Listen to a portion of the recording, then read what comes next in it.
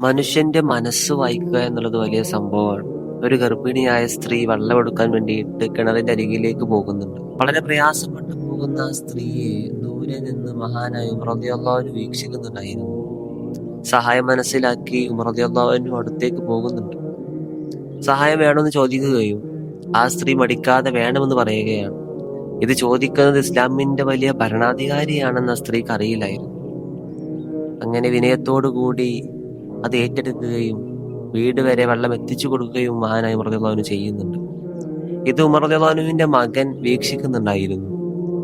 ഉപ്പാനെ എടുത്തു പിടിച്ചുകൊണ്ട് പറയുന്നുണ്ട്, ഇത്രക്കും വിനയൊക്കെ വേണോ, അങ്ങൊരു ഭരണാധികാരിയല്ലേ എന്ന് പറഞ്ഞപ്പോ മഹാനായ ഉമർ റളിയല്ലാഹു അൻഹു തിരിച്ചു പറഞ്ഞത്, ഇത് ഞാൻ നന്നാവാൻ വേണ്ടി ചെയ്യുകയാണ്, അഹങ്കാരമില്ലാത്ത വിനയമുള്ള ജീവിതം പഠിക്കാൻ വേണ്ടി ചെയ്യുകയാണെന്ന് പറയുകയാണ്.